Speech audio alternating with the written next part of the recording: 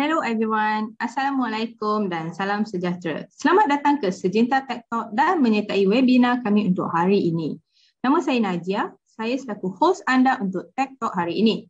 Hari ini kita akan bercakap mengenai serangan pianggang atau kesing. Baik, jika anda ada sebarang soalan semasa perbincangan ini, sila typekan di ruangan komen di bawah. Kami akan membalas komen dan pertanyaan anda secepat mungkin. Jangan lupa like dan share sesi ini di Facebook anda. Sebelum kita mula, saya ingin memperkenalkan penyampai atau speaker kita untuk topik hari ini iaitu Encik Muhammad Rosli Mat Yatim, selaku wakil jualan kami di wilayah Pantai Timur. Untuk maklumat tuan-puan, Encik Rosli sudah bersama Sejenta hampir 30 tahun dan mempunyai pengalaman luas di lapangan terutama di kawasan tanaman sawah padi. Encik Rosli sudah berkhidmat di Temerloh, Negeri Sembilan, Terengganu, Kelantan, Selangor dan kembali semula ke Terengganu. Kami berharap agar perkongsian maklumat dan penerangan pada hari ini dapat membantu tuan-puan untuk mengelakkan serangan kesing atau pianggang ini. Baik, dengan tidak membuang masa, saya ingin mempersilakan Encik Rosli untuk memulakan perbincangan ini.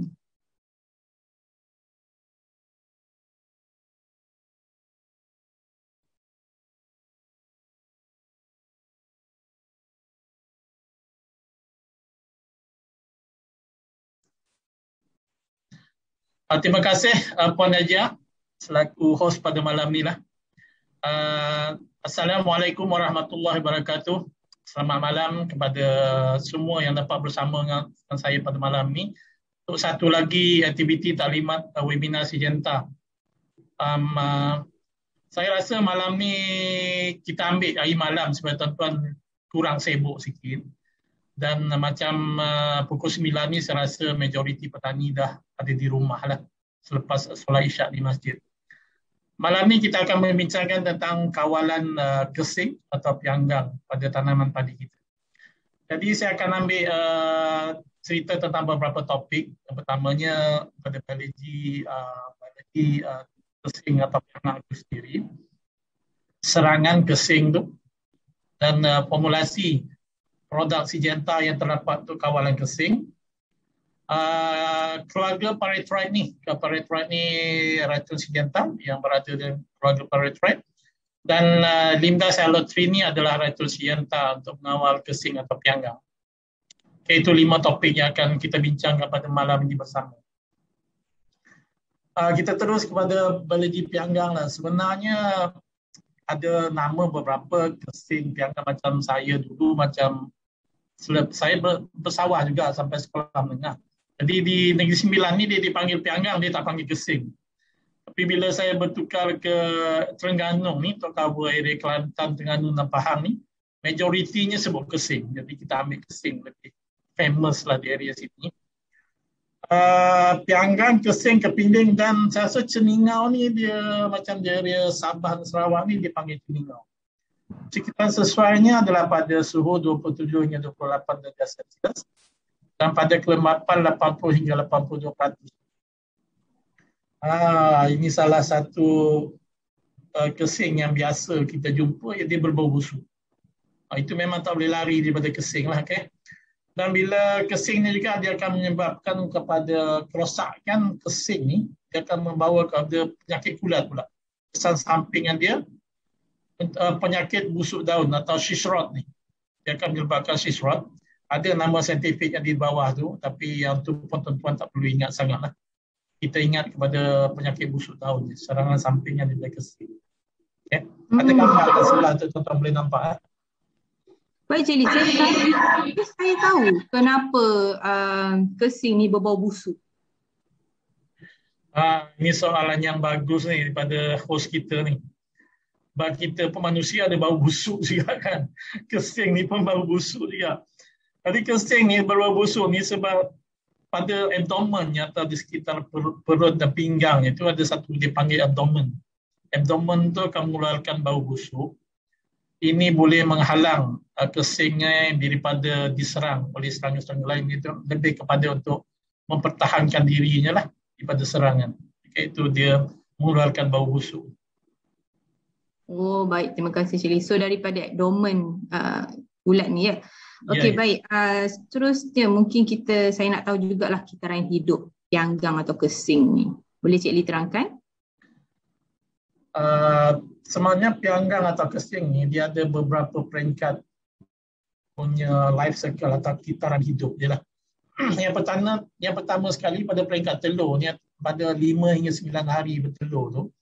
Kalau tuan-tuan tengok ni, telur ni dia letak pada pelepah daun tu, nampak macam, kalau perempuan suka tengok ni, macam gelang perempuan ni kan, bersinar je kat situ, berkilat macam berlian pada perempuan. Jadi dia boleh bertelur pada 200 hingga 300 biji telur. Banyak tuan-tuan. Dia bukan sikit-sikit. Bukan setakat 1-2 telur, 200 hingga 300 biji telur. Dan dia berada dalam kelompok macam tu, pada 10 hingga 20 kelompok lah.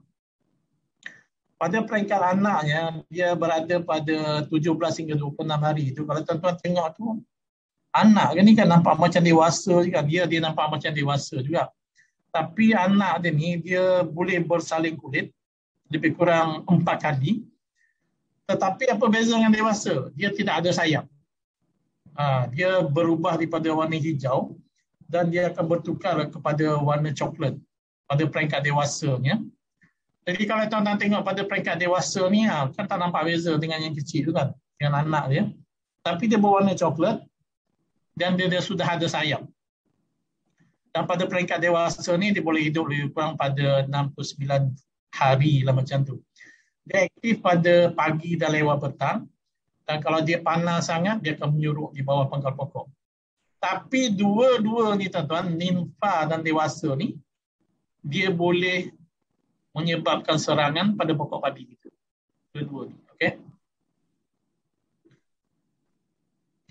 Ni kita tanya host kita pada malam ni lah, rasa host kita pandai juga ni. Ada 4 ni, A, B, C, D ni Najia kan? Yang mana satu agak-agak mulut kesing. Biasa saya tanya host. Kali ni speaker perkena host. Baik, tuan-puan, para penonton kita hari ni atau pesawat boleh tolong saya untuk jawab soalan ni Mana antara di bawah ini jenis mulut kesing. So anda boleh jawapan anda boleh tulis di ruangan komen kita di bawah ya. Baik Cik Lee, sementara kita menunggu jawapan daripada penonton kita, mungkin Cik Lee boleh terangkan lebih lanjut ni, mana satu mulut kesing ni. Ini host kita cuba menyelamatkan diri ni. Minta bantuan tuan-tuan ni kan. Okay. Kalau kita manusia kan, biasanya kita dekat A itu sebenarnya orang yang suka makan chewing gum kan. Chewing gum, jadi dia dekat A. Tapi kesing dia dekat situ Kesing dia tidak berada dekat situ. Kesing dia berada pada yang B. B itu dia dalam bahasa Melayunya itu dia menusuk dan menghisap. Itu tindakan kesing lah. Yang menusuk dan menghisap. Jadi jawapan dia Najia B tu saja jawapan dia. Bukan A, bukan C dan bukan D lah. Baik, terima kasih Cik Lee. So saya rasa ada para penonton kita yang dapat menjawab dengan betul ya. So B, mulut dia menusuk dan menghisap. Betul ya Cik Lee? Ya betul. Pada B tu menusuk dan menghisap. Saya dah tahu dah jawapan dia. Okey, kita teruskan.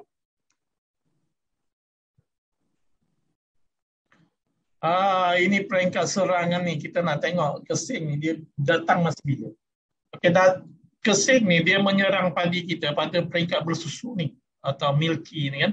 Atau peringkat daripada terbit dia dah mula mengisi susu. Kesing dah start datang dah pada peringkat tu.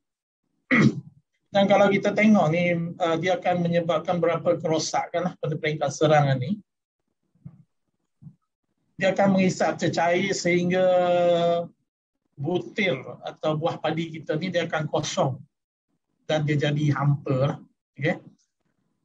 Yang keduanya dia berlubang-lubang hitam dan peram, tapi biasanya dia akan kelihatan pada bahagian tengah butir padi kita. Dan yang ketiganya dia tak ada isi. Jadi kalau padi kita tu akan nampak macam tegak, dia dah tak berat. Okay? Dan hasil merosot 5 hingga 25%. Dan dia akan menyebabkan serangan sampingan pada kita punya padi. Macam dia akan terkena serangan kulat pada serangan bakteria juga disebabkan oleh kesing tadi. Itu kesan sampingan lah. Okay.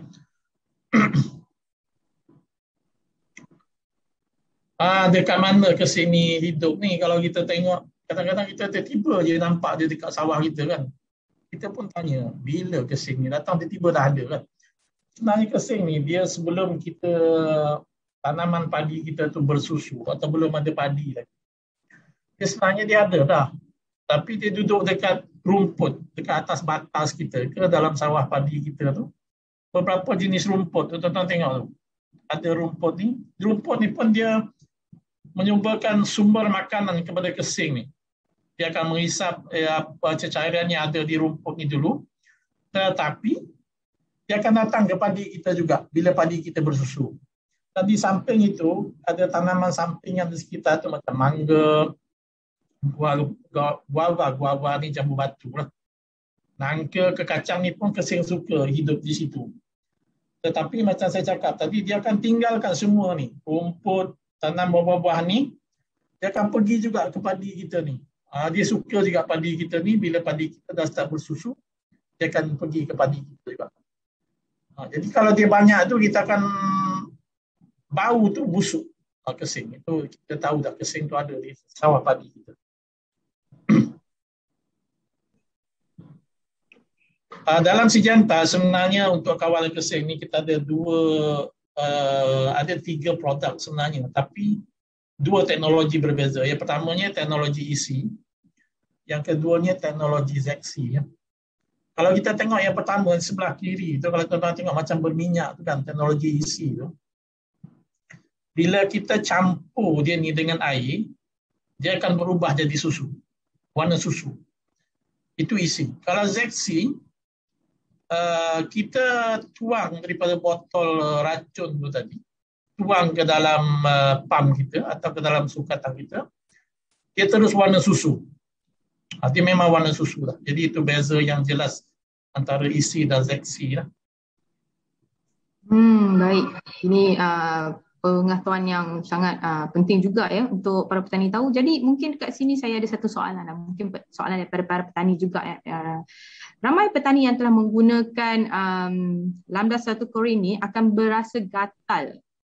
Ada kaitan tak antara formulasi ini? Kenapa ada rasa gatal tu, Cik Lee? Okey, ni soalan yang biasa saya dapat lah ni kalau petani di sekitar Pantai Timur ni, kenapa gatal racun ni kan. Okey. Dia sebenarnya EC dan ZEXI ni, EC tu dia bertindak cepat. Bila kita sembuh dia bertindak terus. Jadi dia lebih gatal. Tapi bila ZEXI ni dia bertindak, dia dalam kita panggil formulasi kapsul. Jadi formulasi kapsul ni dia lebih bertindak secara perlahan. Bila kapsul tu pecah, baru dia bertindak. Jadi dia akan kurang gatal kepada pengguna lah. Jadi kalau tuan-tuan nak kurang gatal, gunakan yang berteknologi ZEXI. Okay. Baik, terima kasih Cik Lee atas jawapan itu ya. Okey, kita teruskan. Ini bila kita sebut pyrethroid, sebenarnya kebanyakan racun yang terdapat di pasaran yang jenis pyrethroid ni kan, dia memang gatal. Jadi kalau kita tengok pyrethroid ni kebanyakannya adalah pada racun yang hujungnya ada macam ring-ring. Tu. Permetrin, cypermetrin, deltametrin. Tetapi apa bezanya yang sebelah kiri dengan sebelah kanan? Syngenta punya racun untuk kolang kesing ni dia dah duduk dalam Lambda Cyhalothrin. Jadi kalau kita tengok sekarang bila serangan COVID ni kan dia ada varian Delta, yang terbaru kita dengar ada varian Lambda. Jadi maknanya Lambda ni lebih power lah daripada Delta. Jadi kita sekarang duduk, racun Syngenta duduk dalam Lambda Cyhalothrin. Itu yang generasi terbaru daripada keluarga RIN ni. Okay? Dia bertindak dengan cara sentuh dan perut. Maksudnya, kalau kita sembuh racun Lambda Cyhalothrin tadi, serangga tu ada di situ, dia akan mati. Tersentuh. Yang keracunan perut ni, seandainya serangga tu tak ada di situ masa kita sembuh, dan dia datang memakan daun tu, atau mengunyah daun yang kita dah sembuh tadi, dia akan mati. Itu maknanya keracunan perut. dia target dia pelbagai jenis perosak juga. Dan dia akan mengganggu bila dia makan tu atau dia kena, dia akan mengganggu sistem pemakanan dia. Dia mengganggu kawalan otot dia, dia akan lumpuh dan dia akan mati lah. Itu cara tindakan. Apa gambar bunga tu tuan-tuan? Sebenarnya asal dia pyrethroid ni dia di abstrak daripada bunga, sebenarnya itu asal. Okey.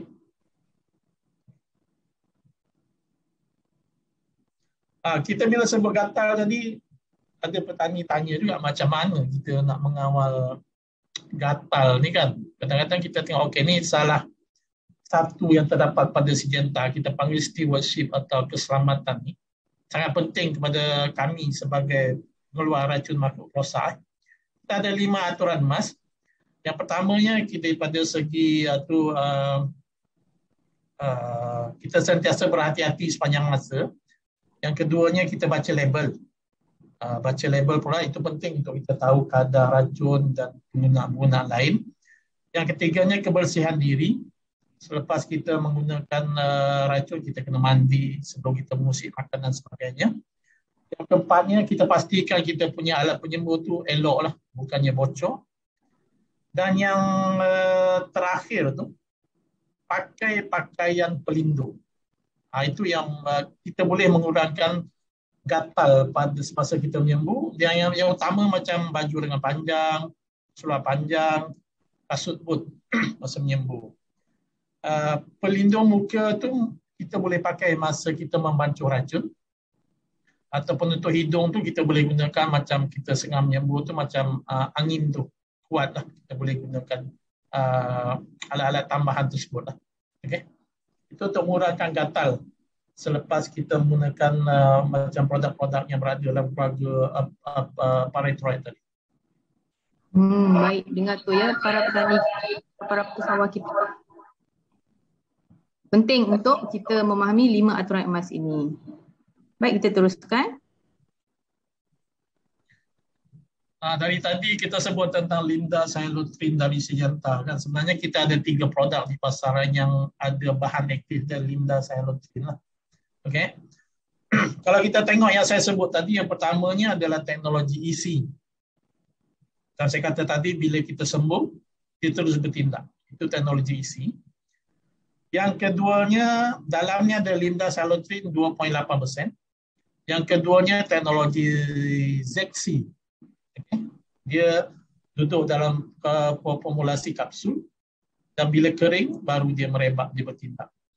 Ini Linda Sialotrene-nya 2.5%. Kadarnya sama, 150 ml per hektar. AC dan ZEXi tadi.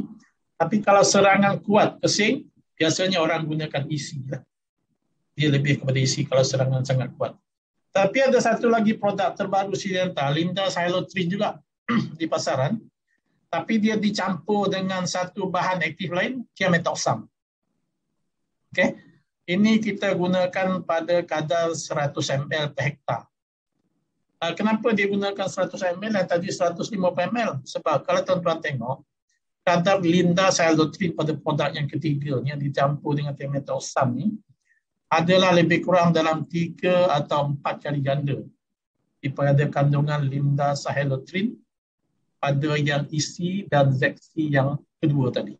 Okay. Teknologi ZEXi juga, mana dia akan kurang gatal, tapi kandungan Linda Sialotrene dia lebih tinggi. Jadi kadar penggunaan dia kurang daripada yang tadi. Baik, saya mungkin ada satu soalan dekat sini ya. Apa keistimewaan bila lambda cytochlorine ini digabungkan dengan thiamethoxam? Ini soalan yang bagus sebenarnya. Kenapa kita ada racun yang ada 2 AI? Okey. Linda Sialotrene ni bila dicampurkan dengan thiamethoxam ni kan, dia punya kawalan dia lebih menyeluruh. Bila Linda Sialotrene ni dia akan mengawal serangga yang jenis mengunyah atau yang saya cakap tadi, dia memakan daun tadi kan, dia mengunyah tu. Lepas tu satu lagi thiamethoxam ni dia akan bertindak kepada serangga yang menghisap. Jadi 2 AI ni boleh mengawal 2 jenis serangga yang berbeza, yang memakan dan menghisap. Jadi kawalan dia lebih menyeluruh lah. Okay. Baik, terima kasih Cik Lee, jelas ya di situ. Baik, seterusnya. Okay. Ini tuan-tuan, kalau kita tengok di pasaran sekarang, kita ada dua produk Sienta Linda Salotri ni yang terdapat pada racun subsidi lah. Atau biasa kita sebut SIPP. Jadi untuk mengatakan tuan-tuan, racun SIPP yang berlabel kuning, bukan racun kita saja, racun syarikat lain pun yang berlabel kuning di bawah tu, dia duduk dalam kelas 2. Jadi bila kelas 2 ni, bahagian kawal racun makhluk rosa ni dia benarkan sehingga hujung tahun ni aja untuk dipasarkan pada racun subsidi. Okay? Jadi tuan-tuan, ini adalah peluang terakhir tuan-tuan untuk bila memilih racun subsidi, terutamanya pada petani di Terengganu, Kelantan dan Pahang ni, boleh pilih racun ni dalam subsidi pada musim ni. Ini musim yang terakhir. Bila musim akan datang, dua produk ni dah tak ada dalam racun subsidi lah sebab dia berada pada kelas 2 dan berlabel kuning. Tetapi tuan-tuan masih boleh dapatkan bekalan racunan yang besar tu, Linda Salotri yang berbotol besar tu pada pasaran luar. Tapi Linda Salotri pada botol kecil tu dia sudah tidak ada. Di pasaran luar pun sudah tak ada nanti. Ada botol besar dia. Jadi gunakan kesempatan yang tuan-tuan ada sekarang ni masa memilih racun ni di Kelantan Terengganu ni dalam proses pemilihan sekarang ni hingga hujung tahun ni, dia boleh letakkan Linda Salotri ni sama ada botol besar atau botol kecil ni pada buah borang yang tuan-tuan akan tanda nanti. Tanda banyak sikit musim ni untuk bekalan pada musim akan datang. Baik, terima kasih Cik Lee. Jadi para petani, jangan lupa pilih Syngenta Lambda 1 Green untuk musim yang terakhir ini. Sebab musim akan datang dah tak ada dah lagi racun kelas kedua ini. Okey, Syngenta Lambda 1 Green. Baik, saya terima kasih Cik Lee yang tak terhingga daripada saya di atas kesudian memberikan konsep ilmu kepada kita, yakni betapa pentingnya untuk kita mengelakkan ulat ganggang ni ya. Ulat ni cantik bagi saya tapi berbau busuk. So kita ada cara yang sesuai yang perlu dikawal untuk mengatasi serangan ini merebak. Baik, para penonton pesawah petani kita pada malam ini, kita sudah berada di penghujung webinar pada malam ini. Jutaan terima kasih kepada semua para penonton yang menyertai kami. Saya berharap segala perkongsian kami dapat memberi manfaat kepada para petani sekalian. Jangan lupa like dan share sesi ini dan ajukan sebarang soalan di ruang komen. Kami akan reply, kami akan balas pertanyaan anda secepat mungkin. Sehingga kita berjumpa lagi. Sekian, terima kasih.